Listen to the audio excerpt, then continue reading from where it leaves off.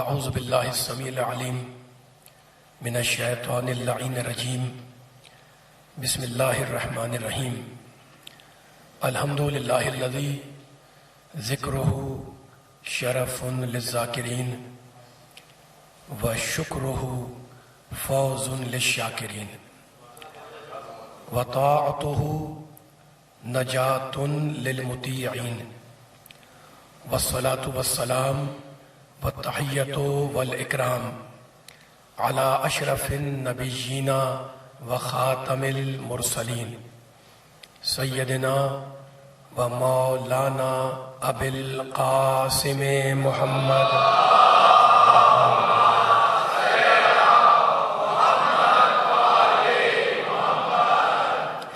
و اہل بیتہ الطیبین الطاہرین المعصومین المظلومین. اما بعد فقد قال اللہ سبحانہ وتعالی فی محکم کتابہ المبین. بسم اللہ الرحمن الرحیم. افمن یہدی الی الحق احق ان یتبع امن لا یہدی الا ان یہدی فما لکم کیف تحکمون. صلوات اللہم صلی علی محمد وعلی محمد.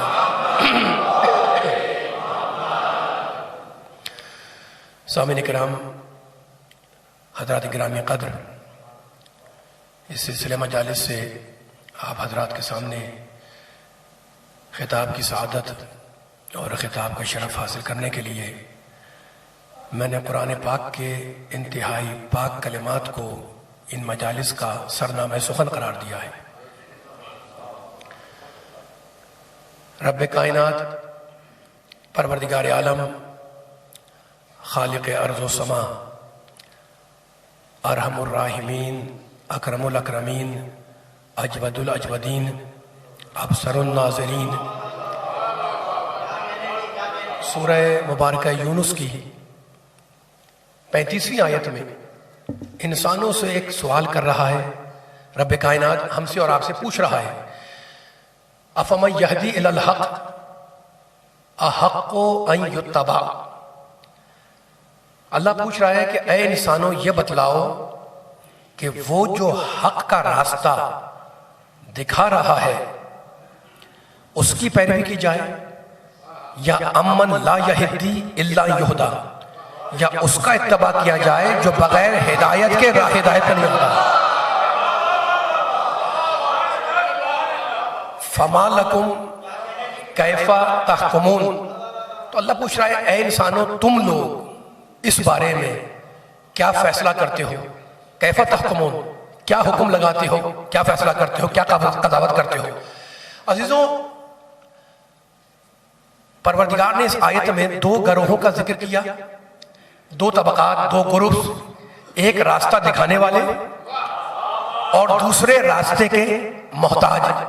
فقط راستے کے محتاج نہیں، اپنے سانس کی آمد و رفت کے محتاج، حیات کے محتاج، سانس کے محتاج، رزق کے محتاج. تو عزیزوں، ایک طرف رزق کے محتاج، ایک طرف سانسوں کے محتاج، ایک طرف روٹیوں کے محتاج اور دوسری طرف روٹیاں بانٹنے والے. مجھے سننے والے گزرا. تو اگر اسلام کی تاریخ کو پھیلائیں، اگر اسلام کی تاریخ کو پھیلائیں تو ہزاروں کتاب، ہزاروں ابواب، ہزاروں چیپٹرز پر اسلام کی تاریخ پھیلتی چلی جائے. عربی میں کتابیں، اردو میں کتابیں، فارسی میں کتابیں، انگلش میں کتابیں اسلام کی تاریخ کے اوپر. تو عزیزوں، اگر اسلام کی تاریخ کو پھیلائیں تو ہزاروں صفحات ہے نا پڑھتے چلے جائیں، لیکن اگر اسلام کی تاریخ کو سمیٹیں تو دو جملے، ایک طرف راستہ دکھانے والے، دوسری طرف محتاج ہدایت. آدم سے جو سلسلہ چلا ہدایت کا، ایک طرف راستہ دکھانے والے، دوسرے طرف راستے کے محتاج. اچھا، تو اب پروردگار کہہ رہا ہے، سوال کر رہا ہے، کیف تحکمون، تم لوگ بتلاؤ کہ کس کا اتباع کیا جائے، کس کی پیروی کی جائے. دیکھیں، رب کائنات، پروردگار عالم، یہ صاحبان فکر میرے سامنے بیٹھے تھے، میرا ساتھ دیے گا. پروردگار عالم عالم الغیب ہے، وہ عین علم ہے، اس کی ذات عین علم ہے. ہم اگر کوئی سوال کرتے ہیں تو اپنی لا علمی کی بنیاد پر پوچھتے ہیں کہ بھائی میں آپ سے کوئی پوچھوں فلاں گلی کہاں پر ہے، فلاں صاحب کا مکان کہاں پر ہے، مجھے نہیں معلوم، آپ نے بتا دیا. لیکن پروردگار قرآن مجید میں کبھی کبھی یہ طریقہ اختیار کرتا ہے کہ سوال پیدا کرتا ہے ذہن انسانی میں، تاکہ اگر انسان کی فطرت پاک ہو اور اگر قلب میں صفا پائی جاتی ہو تو جواب خود معین کرے. آباد رہے آپ، سلامت رہے. اب مالک کائنات رب العالمین ارحم الراحمین اکرم الاکرمین اجود الاجودین کا پیغام کا سوال یہ ہے کس کا اتباع کیا جائے، کس کی پیروی کی جائے، ہے نا؟ حق و یتبع، جو راستہ کے محتاج ہے اس کی پیروی کرو گے یا جو راستے کی ہدایت کر رہا ہے. یہ سورہ یونس کی آیت ہے، ٹھیک ہے نا؟ اچھا تو اب فیصلہ یہ ہے کہ جو ہمیں اور آپ کو ہدایت کا راستہ دکھا دے ہم اس کے نقشے قدم پر چلیں، ٹھیک ہے نا؟ لیکن کیسے پتا چلے کہ یہ راستہ دکھانے والے ہیں کون؟ مجھے کیا پتا، آپ کو کیا پتا؟ جو راستہ دکھائے گا اس کی پیروی کریں گے، یہ طے ہے. لیکن اگلا مرحلہ ہے کہ یہ راستہ دکھانے والے ہیں کون، ہے نا؟ تو اب میں بیان کروں گا، آپ کا جناب کہاں سے بیان کر دیا، آپ بیان کریں، میں کہوں آپ نے کہاں سے بیان کیا. لیکن اب پروردگار عالم سورہ واللیل میں کہہ رہا ہے 12ویں اور 13ویں آیت، چھوٹی چھوٹی آیتیں بسم اللہ، لیکن فیصلہ کن آیتیں. بسم اللہ الرحمن الرحیم کہتا ہے اِنَّا عَلَيْنَا لَلْهُدَىٰ وَإِنَّا لَنَا لَلْآخِرَةَ وَالْأُولَىٰ. سنو انسانوں، ہدایت کی ساری ذمہ داری ہماری ہے. وَإِنَّا لَنَا لَلْآخِرَةَ وَالْأُولَىٰ، اور دنیا میرے قبضے میں، آخرت میرے قبضے میں. اللہ بول رہا ہے، کائنات کا مالک بول رہا ہے. عزیزوں ان آیتوں میں پروردگار نے دو باتیں کی. آیتیں چھوٹی سی ہیں، ہمیں لگ رہا ہے کہ دو باتیں چھوٹی سی، لیکن دیکھیں جو چھوٹی سی باتوں کے اندر پروردگار نے کیا رمز، کیا راز رکھا ہوا ہے. ان دو باتوں میں دو باتیں کی. پہلی بات یہ کہ ذمہ داری ہے میری ہدایت کرنا، پہلی آیت. دوسری بات یہ کی کہ قبضہ ہے میرا دنیا پر اور آخرت پر. یہ دونوں آیتیں آپ کے ذہن میں ہیں، بزرگ بھی ہیں، نوجوان بھی ہیں، بچے بھی ہیں. اب میں پوچھ رہا ہوں، دیکھیں آج ہمارے معاشرے میں، ہمارے معاشرے میں فقط کراچی پاکستان نہیں، پورا عالمی معاشرہ جو ایک دوسرے کے ساتھ دست و گریباں ہے، ایک انسان دوسرے انسان کو برداشت نہیں کرتا ہے. انتشار ہے، پریشانیاں ہیں، جھگڑے ہیں، لڑائیاں ہیں. یہ فقط دو بنیادیں ہیں جن بنیادوں پر معاشرہ لڑ رہا ہے، جھگڑ رہا ہے پورا معاشرہ. وہ دو بنیادیں کون سی ہیں؟ دیکھیں ہم اس معاشرے میں، میں ہوں بھی، آپ بھی ہوں، ہے نا؟ بچے ہیں، بزرگ ہیں، کوئی بھی مرد ہو عورت ہو، ہمارے کچھ فرائض ہیں اس معاشرے میں، ہے نا؟ آپ جاتے ہیں روزانہ آفس، 30 دن کے بعد آپ کو تنخواہ ملتی ہے، تو آپ اپنا فرض نبھاتے ہیں، پھر آپ کو تنخواہ ملتی ہے. تو دو بنیادوں پہ معاشرہ جھڑ رہا ہے، لڑ رہا ہے، جھگڑ رہا ہے، پریشان ہے. وہ بنیاد کیا ہے؟ پہلی بنیاد ہے مطالبہ حق، حق کا مطالبہ کرو. دوسری بنیاد ہے احساس فریضہ، اپنے فریضے کا ہر انسان احساس پیدا کرے. سارا جھگڑا اسی بات کا کہ حق لینے کو سب تیار ہے. میں بھی تیار ہوں حق لینے کو. مولا آباد سلامت رکھے آپ کو. سارا جھگڑا، سارے بنیاد سلامت رہے، جڑ یہی ہے کہ میں بھی تیار، وہ بھی تیار، وہ بھی تیار، لیکن فرض کی ادائیگی سے انسان کتراتا ہے. یعنی مجھے بتائیں آپ کہ نیچے کے طبقے سے لے کر اوپر کے طبقے والوں تک، صاحبان فکر سے میں مخاطب ہوں، نیچے کے طبقے سے لے کر اوپر کے طبقے والوں تک، یعنی رعایا سے لے کر حکمرانوں تک، اگر ہر انسان اپنے اپنے فرض کو ادا کرنے لگے تو سارے حقوق خود بخود مل جائیں گے یا نہیں؟ اگر ہر انسان توجہ کرے گا اپنے اپنے فرض کو ادا کرنے لگے تو ہر ایک کا حق خود مل جائے گا. اب مجھے کہنے دیں کہ یہ ہمارا اور آپ کا معاشرہ کہ ہم پہلے حق لیتے ہیں اور پھر سوچتے ہیں کہ فرض ادا کرنا ہے. لیکن اللہ نے کس شان سے بات کی ان آیتوں میں؟ کہتا ہے میری ذمہ داری ہے ہدایت کرنا، پھر کہتا ہے میرا قبضہ ہے آخرت پر، دنیا پر. اس نے پہلے اپنا فرض نبھایا. توجہ شان سننے والوں کی، اللہ نے پہلے اپنا فرض نبھایا. پہلے اس نے کہا میں ہدایت کروں گا، بعد میں اپنے اختیارات بتلائے کہ وَإِنَّ لَنَا لَلْآخِرَةَ وَالْأُولَىٰ. میں قرآن کی آیت کو کھولنا چاہ رہا ہوں، میں دنیا میرے قبضے میں، آخرت میرے قبضے میں. تو اس نے پہلے فرض نبھایا، بعد میں سجدے مانگے. نمازی بیٹھے میرے سامنے، فجر کو اللہ کو سجدہ، ظہر کو اللہ کو سجدہ، عصر کو اللہ کو سجدہ، مغرب میں اللہ کو سجدہ، عشاء میں اللہ کو سجدہ. وہ ہے مسجود، ہم ہے ساجد. وہ ہے معبود، ہم ہے عابد. وہ ہے لائق سجدہ، ہم ہے سجدہ گزار. وہ ہے لائق عبادت، ہم ہے عبادت گزار. اس نے ہدایت دی، سجدے مانگے. فجر میں سجدہ، ظہر میں سجدہ، عصر میں سجدہ، مستحبی نمازوں میں سجدہ، واجب نمازوں میں سجدہ، سفر میں سجدہ، حضر میں سجدہ، جماعت میں سجدہ، گھر میں سجدہ، مسجد میں سجدہ، محلے میں سجدہ، زمین میں سجدہ، آسمان فضاؤں میں جاؤ وہاں پہ سجدہ ہے نا. تو وہ ہے مسجود، ہم ہے ساجد، وہ ہے معبود، ہم ہے عابد. اس نے ہدایت دی، سجدے مانگے. تو اب اصول بن گیا قرآنی کہ اللہ پہلے دیتا ہے پھر لیتا ہے.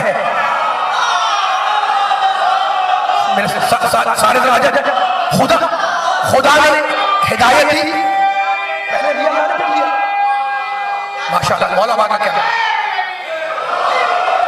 بات رہے، سلامت رہے.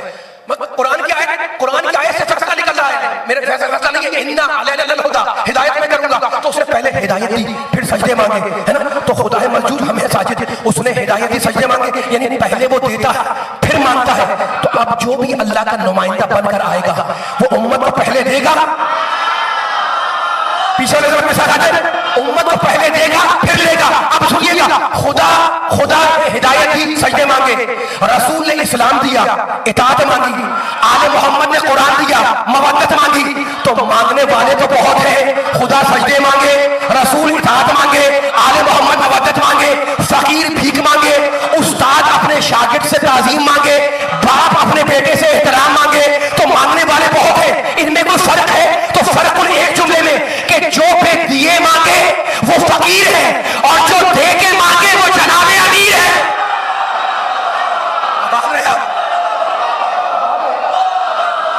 سلامت ہے. بے دیے مانگے یا رسول اللہ،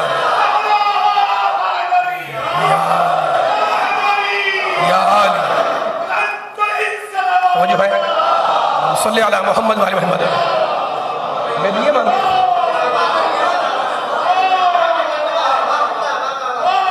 یہ آل محمد کے چاہنے والے بیٹھے ہوئے ہیں نا.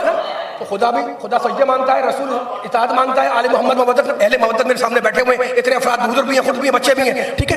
اب میں وسیلے کے ماننے والوں سے کہہ رہا ہوں، میرے پیارے نبی نے قرآن مجید کے ظاہری الفاظ امت کے حوالے کر دیے کہ لے جاؤ. لیکن میرے نبی نے قرآن کی تفسیروں کو آل محمد کے پاس رکھا کہ جو بھی اجرت دیتا جائے. ہاں میرا ساتھ دیں گے ذرا. قرآن کے ظاہری الفاظ نبی نے امت کے حوالے کر دیے، لے جاؤ. لیکن قرآن کی مفاہیم کو، قرآن کی تفسیروں کو آل محمد کے پاس رکھا کہ جو بھی اجرت دیتا جائے وہ علم قرآن سے فیضیاب ہوتا جائے. اچھا، قرآن تو بہت بڑی کتاب ہے، بلکہ بہت بڑی نہیں، سب سے بڑی کتاب ہے. توراۃ سے بڑی، زبور سے بڑی، انجیل سے بڑی. میں بہت سی آیتیں پڑھ سکتا ہوں آپ کے سامنے. قرآن کی عظمت بہت سی آیتیں پڑھ سکتا ہوں. سورہ بقرہ جب آپ کھولتے ہیں، بسم اللہ الرحمن الرحیم، الف لام میم ذالک الکتاب لا ریب فیہ، یہ قرآن وہ کتاب ہے جس میں کوئی شک نہیں ہے نا.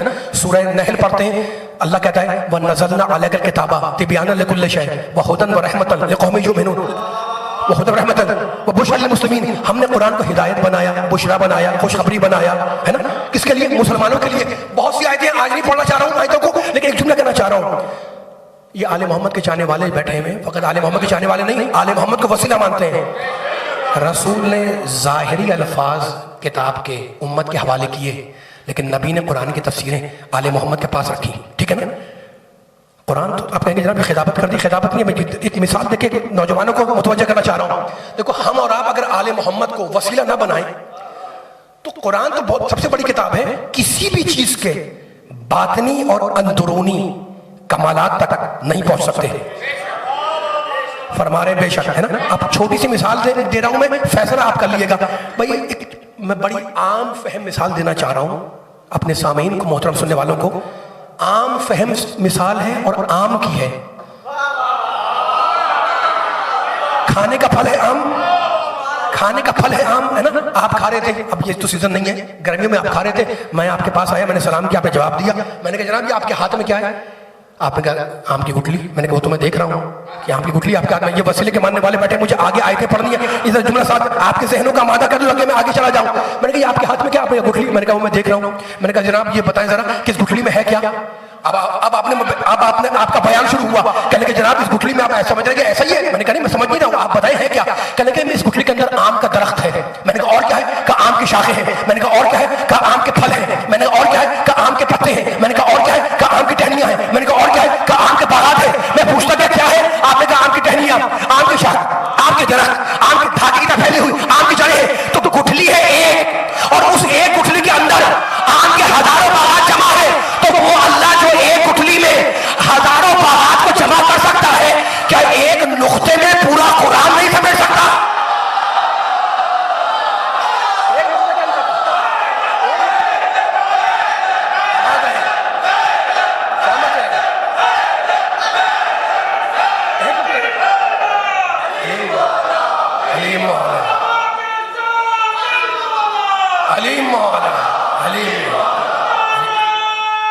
میں بھائی بسم اللہ کے نقطہ آباد ہے سلامت ہے.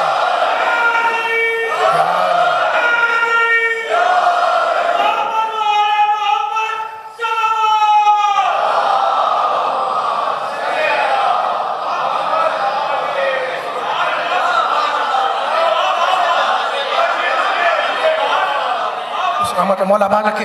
اچھا اب علی کا ذکر آیا ہوا ہے اور سارے سننے والوں کے آوازیں بھی ہیں اور چہرے بھی کھل رہے ہیں, اور چہرے کھلنے بھی چاہیے, اس لیے کہ یہی علی کا ذکر ہے تو مومن اور منافق کی پہچان ہے نا. مومن کے سامنے علی کا ذکر کرو چہرہ کھل جاتا ہے, منافق کے سامنے کرو چہرہ مرجھا جاتا ہے نا. دیکھو میں علی والوں کے سامنے فضائل علی پڑھ رہا ہوں, ابھی پڑھتا رہوں گا, پڑھوں گا انشاءاللہ, ٹھیک ہے نا. تو اب اللہ یا رسول اللہ,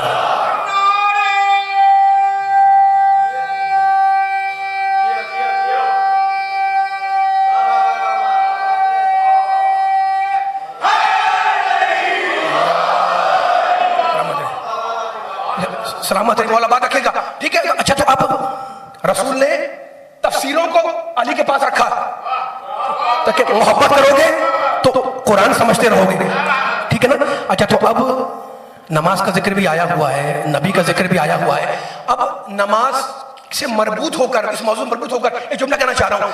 دوسرا پارہ جہاں سے شروع ہوتا ہے اس کی آیتیں پڑھ رہا ہوں تاکہ نماز کا ذکر بھی ہو جائے, نبی کا ذکر بھی ہو جائے اور فضیلت کا ایک رخ آ جائے. اللہ بول رہا ہے, دوسرا پارہ جہاں ہیڈنگ لگی ہے, سَيَقُولُ السُّفَهَاءُ مِنَ النَّاسِ مَا وَلَّاهُمْ عَنْ قِبْلَتِهُمُ الَّتِي كَانُوا عَلَيْهَا قُلْ لِلَّهِ الْمَشْرِقُ وَالْمَغْرِبُ يَهْدِي مَن يَشَاءُ إِلَىٰ صِرَاطٍ مُسْتَقِيمٍ. رسول یہ بے وقوف لوگ, صفحاء صفی کی جمع, جیسے عقلاء عقیل کی جمع, قرامہ کریم کی جمع, ویسے ہی صفحاء صفی کی جمع, صفی یعنی بے وقوف احمق. اللہ کہہ رہا ہے کہ رسول یہ بے وقوف لوگ کہتے ہیں یعنی اعتراض کرتے ہیں, ما واللہم کہ مسلمانوں نے اپنے پہلے قبلے سے روگردانی کیوں کی. درود پڑھے محمد والے محمد.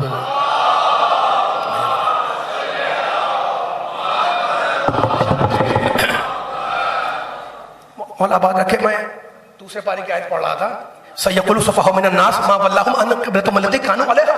بے وقوف کہتے ہیں کہ مسلمانوں نے پہلے قبلے سے منہ کیوں پھیرا. اب سنیے کہ اللہ کیا کہہ رہا ہے, کہہ رہا ہے قل, رسول ان لوگوں سے کہہ دو بے وقوفوں سے, للہ المشرق والمغرب, مشرق بھی اللہ کے لیے ہے, مغرب بھی اللہ کے لیے ہے, یہدی من یشاء الی صراط مستقیم, اور اللہ جس کی بھی چاہتا ہے سیدھے راستے کی طرف ہدایت کر دیتا ہے. سن لی آپ نے آیت, میں نے پڑھ دی ہے نا, خدا آپ کو سلامت رکھے, آباد رکھے. کیا کہا اس آیت میں اللہ نے؟ بے وقوف کہتے ہیں کہ مسلمانوں نے قبلہ کیوں بدلا, اپنا روگردانی کیوں کی. اللہ کو جلال آ گیا, ارحم الراحمین ہے نا, فوراً اس کے بعد کہتا ہے وَمَا جَعَلْنَا الْقِبْلَةَ الَّتِي كُنْتَ عَلَيْهَا إِلَّا لِنَعْلَمَ مَن يَتَّبِعُ الرَّسُولَ. رسول یہ بے وقوف کہتے ہیں کہ میں نے ہم قبلہ کیوں بدلا مسلمانوں نے. اللہ کہتا میں نے قبلہ بدلوا دیا, اور میں قبلہ بدلوا کر یہ بتلانا چاہتا ہوں کہ کون زبانی کلمہ پڑھتا ہے, کون دل سے میری پیروی کرتا ہے.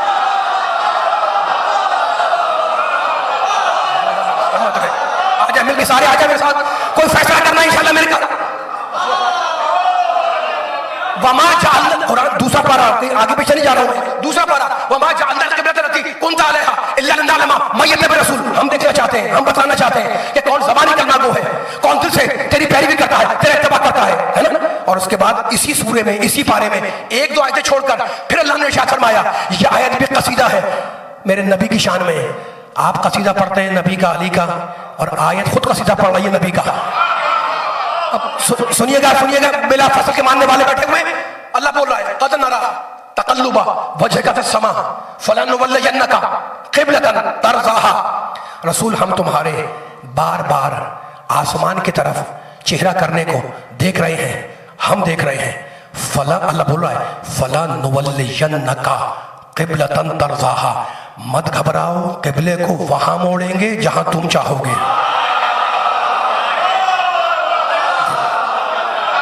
جا کے آیت دیکھیں، آیت جا کے دیکھیں، قرآن پڑھنے والے بیٹھے ہوئے. فلا نولینک، لام تاکید لگا ہوا ہے، فلا نولینک، ضرور بالضرور ہم قبلے کو موڑ دیں گے وہاں پر. مالک نبی کے چاہنے والے سنیے گا، مالک کہاں موڑے گا؟ ترضاہا. میں عربی زبان سے واقف ہوں، عربی کا طالب علم رہ چکا ہوں، ہے نا، پوری ذمہ داری سے ترجمہ کر رہا ہوں. ہم قبلے کو وہاں موڑیں گے ترضاہا، جہاں تو راضی ہو جائے گا. ترضا، اسی یہ صیغہ مضارع ہے، اسی سے ملتا ہے تو لفظ ہے قرآن میں آیا ہوا ہے رضیتو، ہے نا، یعنی میں راضی ہو گیا. یہاں اللہ کہہ رہا ہے ترضاہا، تو راضی ہوگا. یہ جملہ کس نے کہا؟ اللہ نے. کس سے کہا؟ نبی پاک سے. کیا کہا؟ ترضاہا، تو راضی ہوگا. بڑے بے انہماک سے آپ مجھے سن رہے ہیں. اللہ نے نبی سے کہا کہ تو راضی ہوگا، اور نبی نے میرے علی سے کہا اما ترضا، علی کیا تو راضی نہیں ہے کہ میں موسیٰ تو ہارون؟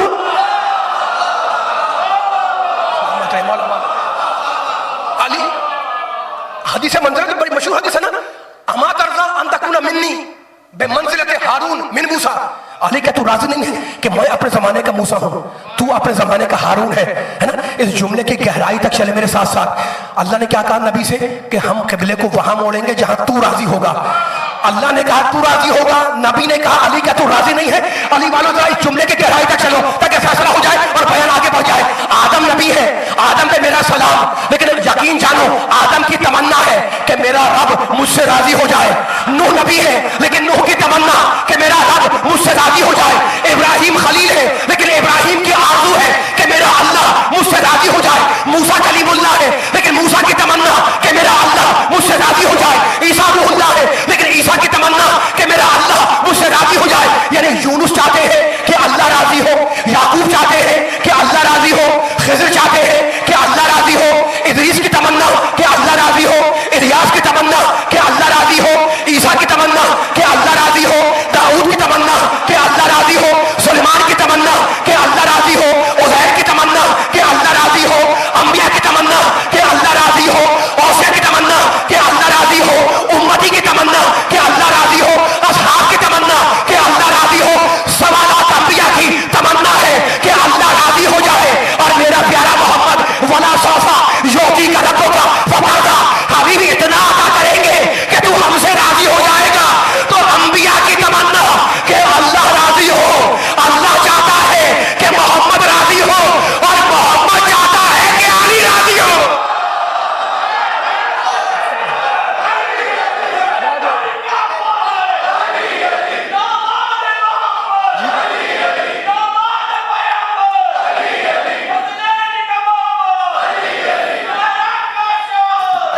مل کے سارے مل کے علی علی علی علی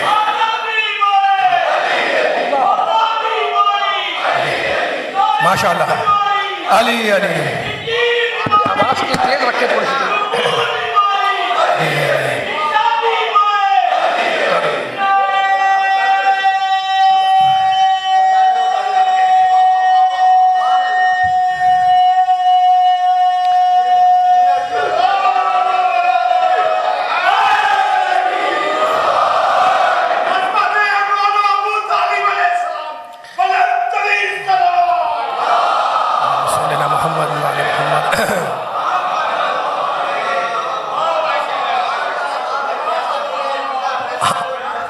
تھک تو نہیں رہے آپ حضرات؟ پیچھے والے سے بول رہا ہوں، مل کے انوالو رہے گا جملوں کے اندر. کہ جتنا آپ موڈ ہوگا آپ کا اتنا میں پڑھتا رہوں گا اور پھر مسائل پہ آ جاؤں گا. اب میں نے آیت مکمل نہیں کی ابھی، اب مکمل کر رہا ہوں. اور تمہید نہیں باندھ رہا ہوں. کل بھی انشاءاللہ خطاب ہے، پرسوں بھی خطاب ہے، اور ابھی دور سے خطاب کرتے ہوئے آپ خدمت میں حاضر دے رہا ہوں. میں ممنون ہوں سارے سننے والوں کا بڑی بیداری سے مجھے سن رہے ہیں. اب سنیے گا. پھر یہ بیوقوف کہتے ہیں کہ قبلہ کیوں بدلا، ہے نا؟ روگردانی کیوں کی؟ ہم نے قبلے کو بدلوا دیا اور ہم رسول تمہارے بار بار آسمان کی طرف چہرہ کرنے کو دیکھ رہے ہیں. فَلَنُوَلِّيَنَّكَ قِبْلَةً، اب فیصلہ آپ کو کرنا ہے، میں آیت آگے پڑھا رہا ہوں. فَلَنُوَلِّيَنَّكَ قِبْلَةً تَرْضَاهَا، ہم قبلے کو وہاں موڑیں گے جہاں تم راضی ہو جاؤ گے. اور اب حکم آ گیا اللہ کا، فَوَلِّ وَجْهَكَ شَطْرَ الْمَسْجِدِ الْحَرَامِ، رسول اپنا رخ کعبے کی طرف کرو، مسجد الحرام کی طرف کرو، ہے نا. وَحَيْثُ مَا كُنْتُمْ فَوَلُّوا وُجُوهَكُمْ شَطْرَهُ. رسول نماز پڑھ رہے تھے، مفسر نے لکھا اس آیت کے ذہن میں آپ نکالیں، رسول نماز پڑھ رہے تھے اور نماز میں رکوع کے عالم میں تھے، اور رکوع کے عالم میں فرشتہ آ گیا اور آ کر کہنے لگا کہ اپنا رخ کرو کعبے کی طرف، ہے نا. اب مجھے بتائیں، نبی کے چاہنے والے بیٹھے ہوئے، رسول نے فرشتے کی آواز سنی یا نہیں؟ فیصلہ آپ کریں. رسول نے پیچھے والے کی آواز نہیں آ رہی ہے، رسول نے فرشتے کی آواز سنی نا اور اس پر عمل بھی کیا، ہے نا. بھئی اللہ کے لیے کیا پرابلم تھی، کیا مشکل تھا؟ اللہ فرشتے کو 5 منٹ پہلے بھیج دیتا یا 5 منٹ کے بعد بھیج دیتا. نہیں، رسول نماز میں تھے تب بھیجا، رکوع میں تھے جب بھیجا، اور رسول نے فرشتے کی آواز سنی بھی. اب مجھے بتائیں مسلمان کہ رسول نے نماز میں فرشتے کی آواز سنی، تو اگر رسول فرشتے کی آواز سنے اور رکوع میں، اور رسول کی نماز باطل نہ ہو اور علی رکوع میں سائر کو انگوٹھی دے دے، اللہ بات کیا تو علی کی نماز، علی اگر انگلی ہلا دے، اشارہ کر دے، تو علی کی نماز کیسے باطل ہو جائے گی؟ وہاں بھی رکوع ہے، یہاں بھی رکوع ہے، ٹھیک ہے نا. اب میں بیان کو آگے لے جا رہا ہوں. رسول اپنا رخ خانہ کعبہ کی طرف کرو. وَحَيْثُ مَا كُنْتُمْ فَوَلُّوا وُجُوهَكُمْ شَطْرَهُ. اور اب مومنوں سے کہا گیا، قیامت تک جو مسلمان آتے رہیں گے ان سے کہا جا رہا ہے، نمازیوں سے کہا جا رہا ہے، نماز پڑھنے والوں سے کہا جا رہا ہے. اب یہ فیصلہ آپ کو کرنا ہے، اس لیے میں یہ جملہ پڑھ رہا ہوں. اے مسلمانوں، جہاں کہیں بھی ہو، وَحَيْثُ مَا كُنْتُمْ، تم جہاں کہیں بھی ہو، جب نماز پڑھو، خدا کرے میں پوری بیداری سے جملہ پہنچاؤں، تو اپنا رخ کرو خانہ کعبہ کی طرف. یہ امام بارگاہ مسجد مصطفی میں جب نماز پڑھتے ہیں آپ تو رخ کہاں کرتے ہیں؟ کعبے کی طرف، ہے نا. میں اگر اپنے گھر میں نماز پڑھوں گا رخ کہاں کروں گا؟ ذرا بولیں گے میرے ساتھ ساتھ، کعبے کی طرف. فیصلہ یہ بچوں نوجوانوں کو کرنا ہے. بزرگ حضرات، آپ کی سرپرستی میں جملہ ہدیہ کر رہا ہوں میں، تاکہ فیصلہ ہو جائے. بھائی میں نماز پڑھوں کعبے کی طرف، ہے نا. اچھا لاہور والا وہ بھی کعبے کی طرف جاتے زیارتوں پہ، ایران عراق شام، مولا کو نصیب کرے دوبارہ زیارت، مسلح بچھایا، رخ کیا خانہ کعبہ کی طرف. بس میں مسلمانوں سے پوچھنا چاہ رہا ہوں، سوال کر رہا ہوں کہ آیت قیامت تک قرآن میں موجود ہے کہ رخ کرو کعبے کی طرف. کیا کراچی کے مسلمان کو کعبہ نظر آتا ہے؟ نہیں آتا. کیا لاہور میں نظر آتا ہے؟ نہیں آتا. کیا اسلام آباد میں نظر آتا ہے؟ نہیں آتا. کیا ایران میں نظر آتا ہے؟ نہیں آتا. لیکن ہر مسلمان اس کعبے کی طرف رخ کرتا ہے جو نظر نہیں آتا. اب فیصلہ مسلمان کرے، اگر بیت غائب ہو تو کوئی اعتراض نہیں کرتا، اور اگر اہل بیت پردے غائب میں ہو،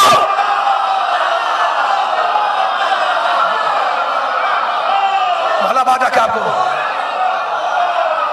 بیت غائب، سلامت ہے آپ، مولا بادہ کیا آپ کو مل کے سارے میں ماشاءاللہ.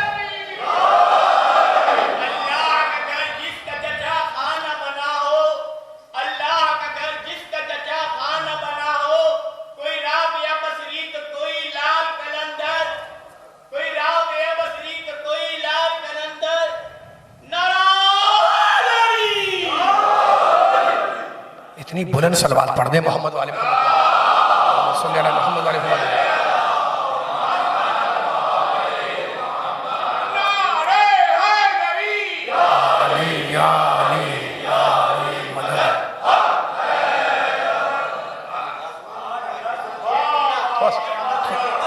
تھوڑا سا میں آپ کا وقت لینا چاہ رہا ہوں، تھکی تو نہیں ہے نا ابھی؟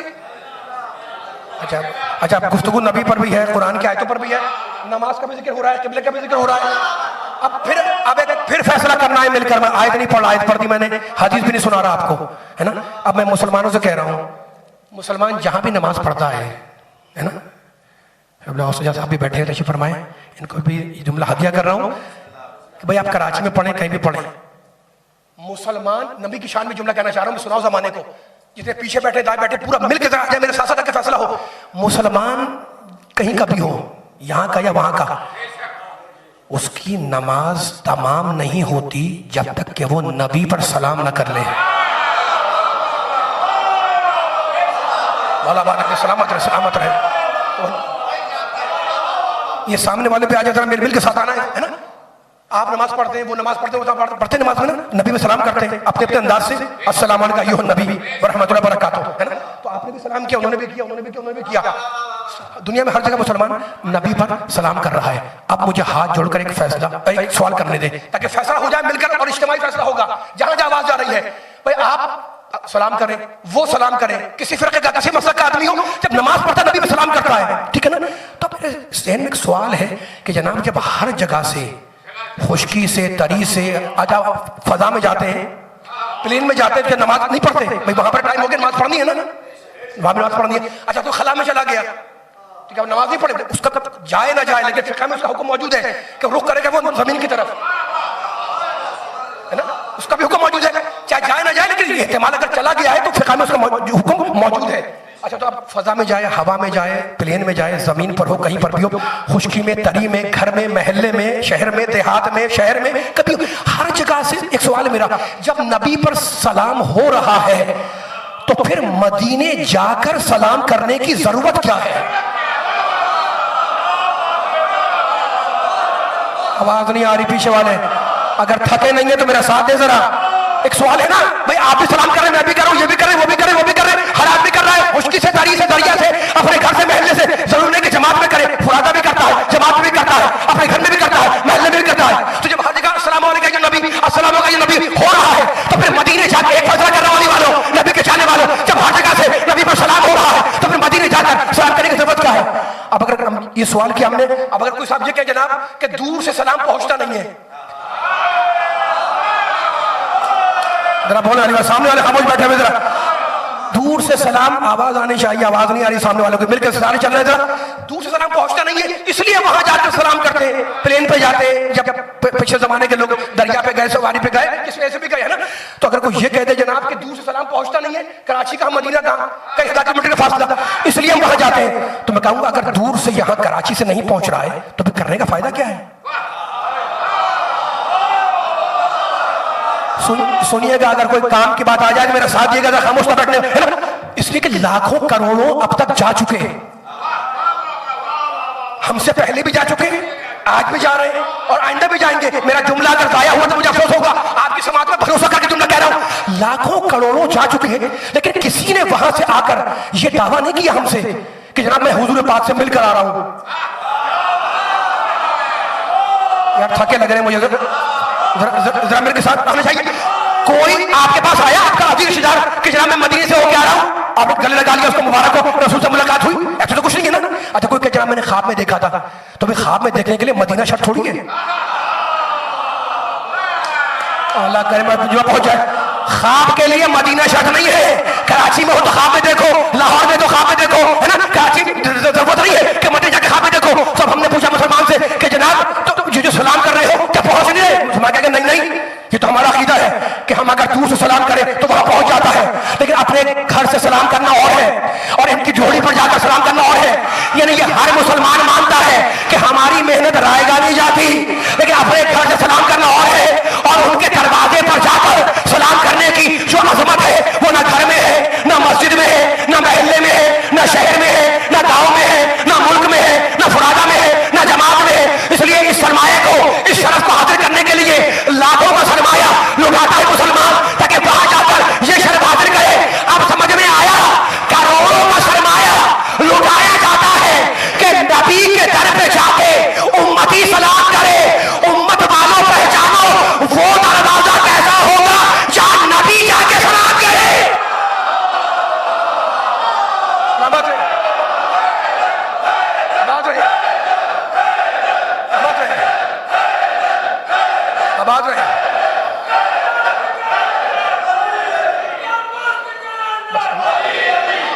یا علی آواز کو تیز کرے، آواز تیز کرے،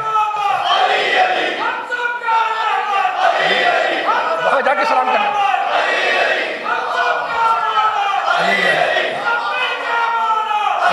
مل کے سارے تھوڑی آواز تیز کریں، تیز کریں. علی علی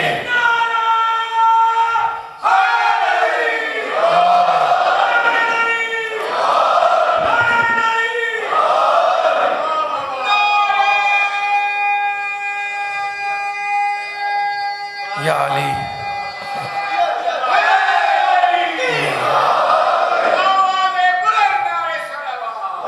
اللہم صلی علی محمد و آل محمد.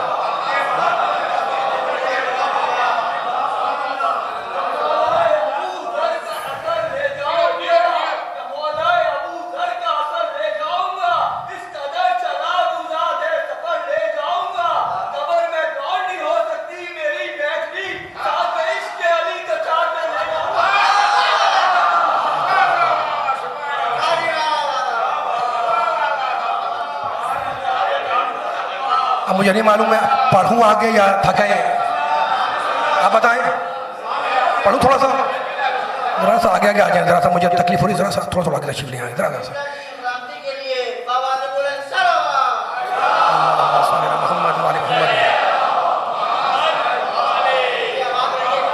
سلامتی امام زمانہ کے لیے اس سے بھی بلند صلوات. صلی علی محمد و آل محمد. اچھا، اب ذکر آیا ہوا ہے نماز کا، میں نے آپ کے سامنے آیت پڑھی فَوَلِّ وَجْهَكَ شَطْرَ الْمَسْجِدِ الْحَرَامِ. اب رخ کرو خانہ کعبہ کی طرف. ذرا سی باریک باتیں میرے ساتھ دیے گا ذرا. اب میں نہیں کہہ رہا ہوں، محدثین کہتے ہیں، جو حدیث لکھنے والے، روایت لکھنے والے بڑے بڑے محدثین ہیں، وہ کہتے ہیں اسوۃ الرسول اردو میں کتاب ہے، اس میں مل جائے گا، باقی عربی فارسی میں تو ہے ہی یہ چیزیں ہیں نا. بس جلدی سے آپ کو جملہ سنا رہا ہوں تاکہ زیادہ وقت نہ لگے اور بات مکمل ہو جائے اور پھر مسائل پہ آ جاؤں. محدثین نے لکھا کہ جس رات پیغمبر معراج پر گئے، ایک فرض کو میں چاہ رہا ہوں انوالو ہو جو جہاں جہاں سے آیا ہوا ہے. جس رات میرا نبی معراج پر گیا، محدثین کہہ رہے ہیں اس رات نبی کا قیام تھا جناب ام ہانی کے گھر میں. سرکار ابو طالب کے صاحبزادی. محدثین کہتے ہیں پیغمبر کا قیام تھا، پیغمبر آرام فرما رہے تھے، حکم الہی آیا کہ رسول اٹھو. رسول اٹھے، حکم الہی پر عمل کرتے ہوئے مسجد اقصیٰ گئے، عرش کی بلندیوں تک گئے. کہاں سے گئے؟ جناب ام ہانی کے گھر سے. خاموش نہیں بیٹھنا، میرا جملہ قبول کے قابل ہو تو اضافہ کر کے بتانا ہے. پیغمبر آرام کر رہے تھے، کہاں سے گئے؟ ام ہانی کے بیت سے، گھر سے. آپ قرآن کی آیت پڑھیں، سبحان الذی اسری بعبدہ، پاک ہے وہ اللہ جو لے گیا اپنے بندے کو. آپ بولیں گے تو مزہ آئے گا. لیلن، رات کے کسی وقت. کہاں سے لے گیا؟ من المسجد الحرام، مسجد الحرام سے، ہے نا. میں نے نہیں کہا، قرآن نے کہا. اب یہ سارے قرآن پڑھنے والے بیٹھے ہوئے، نہ پہلا جملہ میرا ہے نہ بعد والا جملہ میرا ہے. بعد والا جملہ تو قرآن کی آیت ہے، سبحان اللہ مشہور آیت ہے نا. اور محدثین نے کیا لکھا؟ اس وقت رسولوں میں لکھا ہے اور کتابوں میں لکھا ہے، آپ کو مل جائے گا کہ پیغمبر آرام کر رہے تو ام ہانی کے گھر میں. اب مجھے بتائیں، میری سمجھ میں نہیں آ رہا. تاریخ کہتی ہے کہ ام ہانی کے گھر سے گئے، قرآن کہتا ہے کہ مسجد الحرام سے گئے، تو دونوں میں بظاہر تو تضاد لگ رہا ہے نا. دونوں میں بظاہر ٹکراؤ، مجھے فرمائیے گا ٹکراؤ تو تضاد لگا، بظاہر کنٹرڈکشن لگا. نعوذ باللہ مظاہر کہ وہ کہہ رہے ہیں گھر سے گئے، یہ کہہ رہے ہیں قرآن کہہ رہے ہیں کہ مسجد سے گئے. تو آخر کیا ہوا؟ تو قرآن فیصلہ کرے گا. قرآن نے ایک آیت فیصلہ کیا، وہ آیت بڑی فیصلہ کن آیت ہے. قرآن کہتا ہے انما المشرکون نجس. مشرک کیا ہے؟ نجس. میں آہستہ ہو رہا ہوں، آپ آہستہ نہیں ہوئیے گا. اب آپ آہستہ ہو گئے تو میں بیان ختم کر دوں گا. ظاہر ہے کہ میں دیکھوں گا کتنا موڈ لوگوں کا سننے کا موڈ ہے تو پر بیان کروں گا. قرآن کہتا ہے کہ مشرک نجس ہے. مالک اس کے بعد کیا کہا تو نے؟ کہتا ہے فلا یقرب المسجد الحرام. سامنے خبردار مشرک کبھی خانہ کعبہ مسجد الحرام کے نزدیک نہ آئے. جو حج کر چکے ہیں بھائی، انسان پر زندگی میں اگر استطاعت رکھتا ہے تو ایک مرتبہ حج واجب ہے نا. للہ علی الناس حج البیت من استطاع الیہ سبیلا، قرآن کی آیت ہے، ٹھیک ہے نا. تو بہت سے کہیں گے حج کے اوپر، حج نہیں کیا تو عمرہ کیا ہوگا، ٹھیک ہے نا. اچھا، تو وہاں پر جب جاتے ہیں تو ابھی مکے یعنی خانہ کعبہ سے کئی کلومیٹر پہلے یہ جگہ پہ لکھا ہوا ہے کہ یہاں سے مشرکوں کا آگے جانا ممنوع ہے، منع ہے، ٹھیک ہے نا. یہاں سے مشرک آگے نہیں جا سکتا.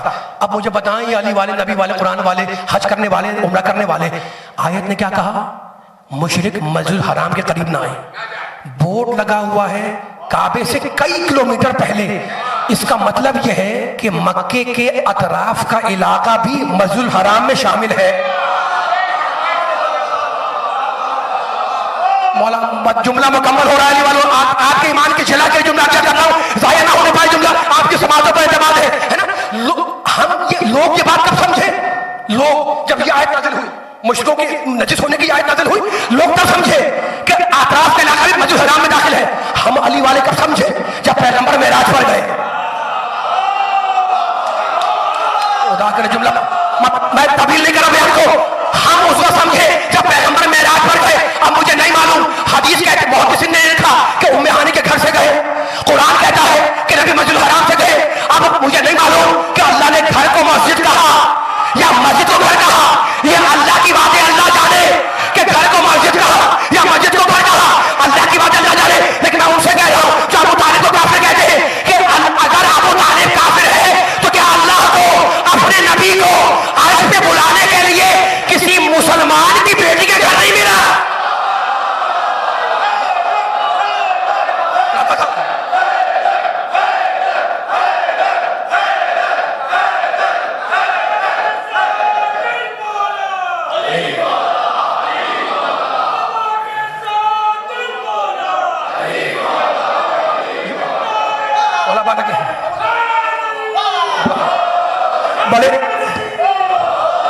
بڑے جوش سے نعرے لگا رہے ہیں آپ, بڑے جوش سے جواب دے رہے ہیں نا. ہمارے تھے کہ ایمان ابو طالب کے جملہ عرض کر دے.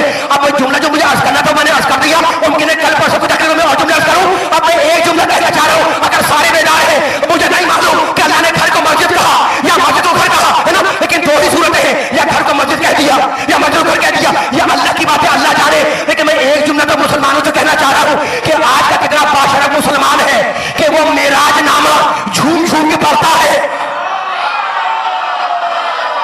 والے جو سارے آگے ساتھ سلام آج کے مسلمان پر کہ وہ معراج نامہ جھوم جھوم کے پڑھتا ہے اور جھوم جھوم کے سناتا ہے. لیکن اسے یہ خبر ہی نہیں کہ معراج کے دو رخ ہے. معراج کے دو رخ ہے, ادھر زمین ہے ادھر آسمان ہے, ادھر ابو طالب کی بیٹی ہے ادھر ابو طالب کا بیٹا ہے. آباد رہے, آباد رہے.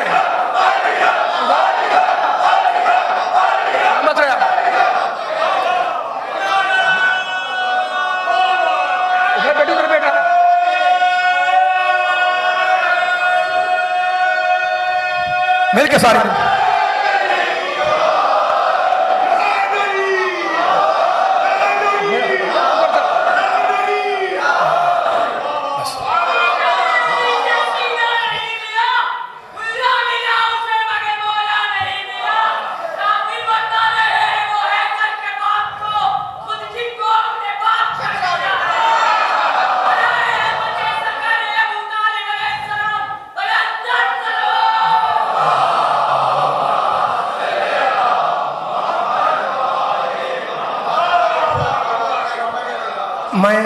مجلس کو اختتامی مرحلے میں لے کے آ گیا. آیتیں پڑھ سنا دی میں نے اپنے بزرگوں نوجوانوں کو. کل انشاءاللہ گفتگو ہوگی, لیکن اب یہ میری مجبوری ہے کہ میں اگر آپ میں نے سورہ یونس کی آیت پڑھی ہے, کل بھی پڑھوں گا انشاءاللہ, پرسوں بھی, تینوں دن انہی آیت پر گفتگو رہے گی.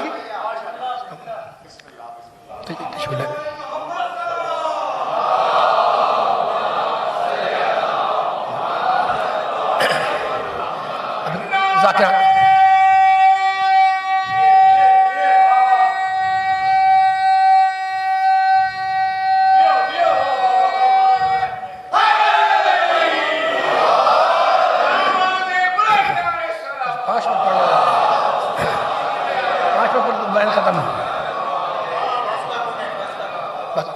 ذاکران اہل بیت تشریف فرمائیں, ظاہر ہے خدا سب کی حاجتوں کو پورا کرے اور ان کے باشرف اور بڑے محترم سننے والے سارے بڑے باشرف بیٹھے ہوئے, ٹھیک ہے نا. اور جو ذاکر اہل بیت ہے ظاہر اس کو دیکھ الگ شرف ہے.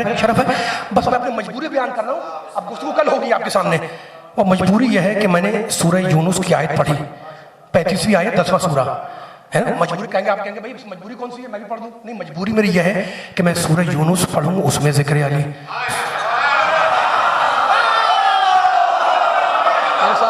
سارے دروازے مل کے میں اگر سورہ حمد پڑھوں اس میں ذکر علی، سورہ بقر پڑھوں اس میں علی، سورہ آل عمران پڑھوں اس میں علی، سورہ نساء پڑھوں اس میں علی، سورہ مائدہ پڑھوں اس میں علی، سورہ انعام پڑھوں اس میں علی، سورہ اعراف پڑھوں اس میں علی، سورہ انفال پڑھوں اس میں علی، سورہ ابراہیم پڑھوں اس میں علی، آیہ ولایت پڑھوں اس میں علی، یعنی آدم کے علم میں علی، نوح کے شکر میں علی، ابراہیم کی خلت میں علی، موسیٰ کی ہیبت میں علی، عیسیٰ کے زہد میں علی، یوسف کے جمال میں علی، محمد کے کمال میں علی، فاطمہ کا شوہر علی، حسنین کا بابا علی، قرآن میں علی، کوثر پہ علی، صاحب کوثر علی، ساقی کوثر علی، حوض کوثر پہ علی، مومن کے دل میں علی، قبر میں علی، حشر میں علی، فاتح بدر علی، فاتح احد علی، فاتح خندق علی، فاتح نہروان علی، فاتح خیبر علی، قاتل مرحب علی، مومن کے دل میں علی، آدم کے علم میں علی، انبیاء کی سیرت میں علی، بائے بسم اللہ میں علی، تو ہر جگہ پہ علی ہے نا، مجلس ہو اس میں علی، قرآن ہو اس میں علی، میلاد ہو اس میں علی، محرم ہو اس میں علی، 13 رجب ہو اس میں علی، شاہ لافتہ علی، صاحب ذوالفقار علی، حسنین کا بابا علی، زمین پہ علی، عرش پہ علی، فرش پہ علی، قبر میں علی، برزخ میں علی، ہر جگہ پہ علی ہے، تو علی سے بچ کے کہاں تک بھاگو گے؟ بس ایک جگہ ہے جہاں علی نہیں ملے گا، جہنم میں چلے جہاں وہاں نہیں ملے گا۔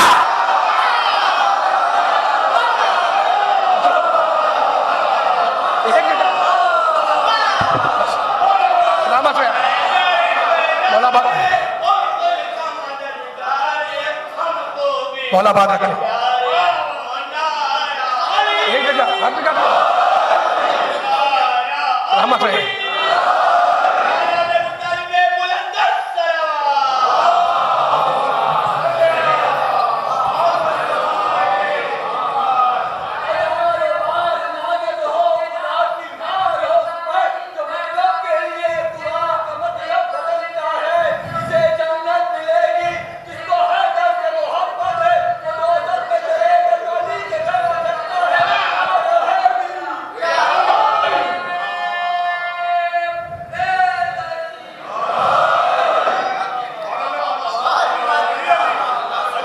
رسول جس کے در پر جا کے سلام کرے، دیکھو ایک ہوتی ہے جسمانی اذیت اور ایک ہوتی ہے روحانی اذیت۔ جسمانی اذیت جتنی بھی دی جائے روحانی اذیت سے کم ہوتی ہے۔ شرفا بیٹھے ہیں، کسی کے اگر کوئی مرتا ہے تو شرفا کا دستور ہے نا کہ گھر میں مرنے والے کے گھر میں جو پروسا ہیں وہ چادر بچھاتے ہیں کہ لوگ تعزیت کے لیے آئیں گے۔ عزاداروں، میری بیوی نے بھی بعد رسول اپنے گھر میں سفید چادر بچھائی کہ شاید لوگ تعزیت کے لیے آئیں گے مجھ سے۔ شام تک بیٹھی رہی، کوئی تعزیت کو نہ آیا۔ دوسرا دن گزر گیا، کوئی تعزیت کو نہ آیا۔ تیسرے دن کچھ قدموں کی چاپ محسوس ہوئی، فضا سے کہا فضا شاید تعزیت کرنے والے آئے ہیں، دروازہ کھول دے۔ کہا بی بی تعزیت کرنے نہیں آئے، گھر کو جلانے کے لیے آئے۔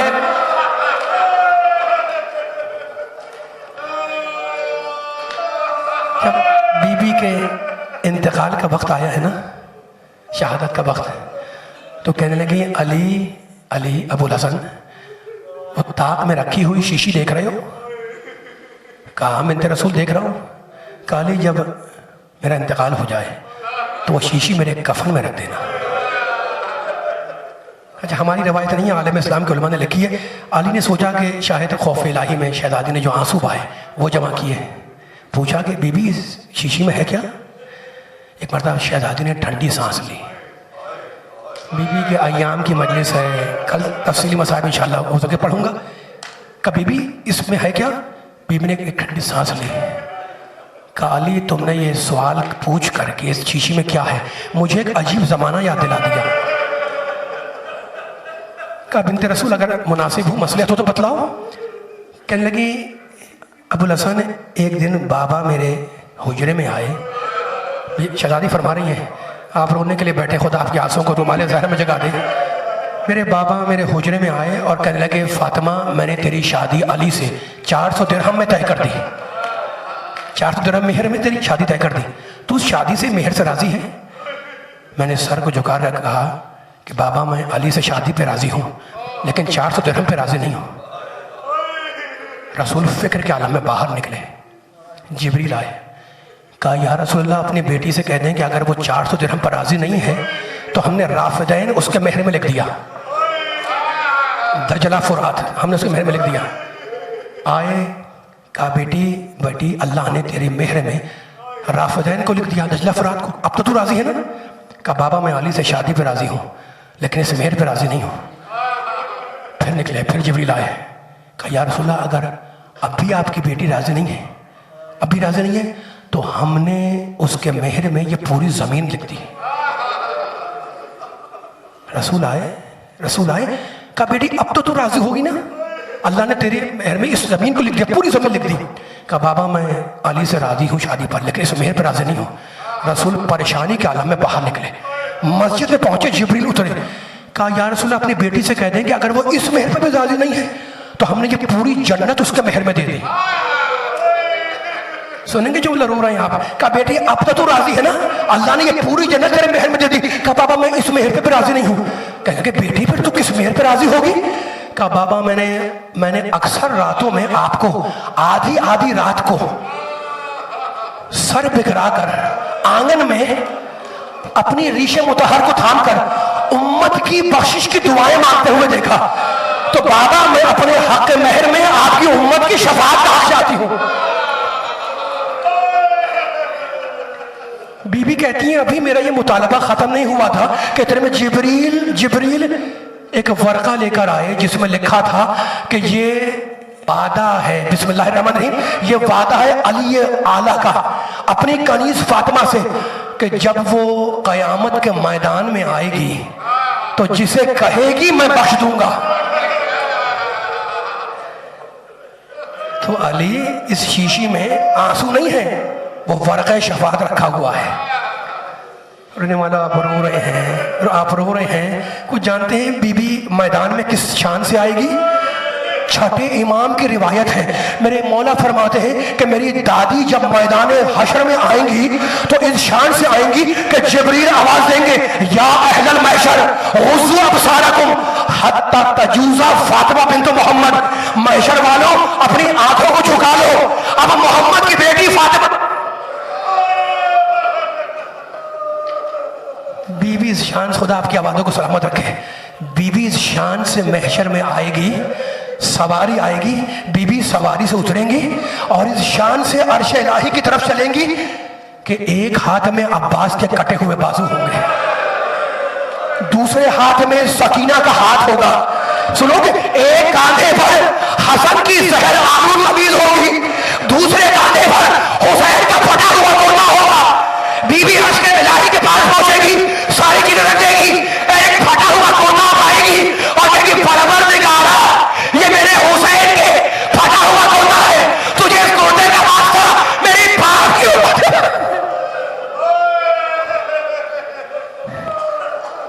عجیب ماں ہے۔ بس آخری جملے، دنیا کی کوئی ماں اپنے بیٹے سے ویسی محبت نہیں کر سکتی جیسی فاطمہ نے حسین سے کی۔ کون سی ایسی ماں ہوگی جسے اپنے بیٹے کی پیدائش پر خوشی نہ ہوتی ہو؟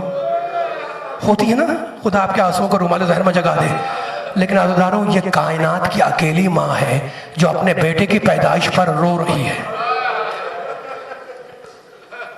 عجیب ماں ہے جسے مرنے کے بعد بھی چین نصیب نہیں ہوا۔ 28 رجب کو یاد ہے نا، حسین اپنی نانا کی قبر پر آئے، اہل مقاتل نے لکھا کہ جب نانا کی قبر کی طرف قدم اٹھا رہے تھے نا تو اس طریقے سے حسین جم کر چل رہے تھے کہ جیسے دین و دنیا کا کوئی بادشاہ جا رہا ہو۔ خدا آپ کی آوازوں کو سلامت رکھے، خدا آپ کے آنسوؤں کو رومال زہر میں جگا دے۔ مقتل نے لکھا کہ جب حسین اپنے بھائی کی حسن کے قبر کی طرف چلے تو ایسے جمع کا قدم چل رہے تھے کہ جیسے کوئی کوہ وقار جا رہا ہو۔ لیکن ان دونوں قبروں سے رخصت ہو کر جب حسین اپنی اماں کی قبر کی طرف آئے تو راوی کہتا ہے کہ جیسے ہی سیدہ کی قبر نظر آئی حسین نے دوڑنا شروع کیا اور یہ کہہ کر دوڑے کہ اماں میں آ گیا۔ نانا کے آخری جملے، نانا کے مزار سے رخصت ہوئے، بھائی کی قبر سے رخصت ہوئے، اپنی ماں کی قبر پر آئے، دونوں ہاتھ سیدہ کی قبر پر رکھے اور کہا السلام علیکم یا اماں، अम्मा आप पर मेरा सलाम हो। कब्रिस्तान का मुतवल्ली कहता है कि एक मतलब कब्र सजने से आवाज आई, वह अलैका सलाम या गरीब लोग, ऐ माँ के परदेसी बच्चे, तुझे भी माँ का सलाम। ये खुदा आपकी आवाजों को सलामत रखे। बस मेंबर छोड़ो आगे जुमला। ये 28 रजब की रात थी जब हुसैन अपनी माँ की कब्र से रुखसत हुए, और जब आशूर की रात आई तो हुसैन मक्तल की तरफ चले। हुसैन का चाहने वाला हुसैन के साथ चला। सुनोगे जुमला आखिरी जुमला, एक एक मंजिल की हुसैन ने निशानदेही की। चाहने वाला कहता है कि जब मैं पलटा तो मैंने मौला के सामने हाथ जोड़े और कहा, मौला आपने सारी मंजिलें बतलाई, मैंने पहचान लिया।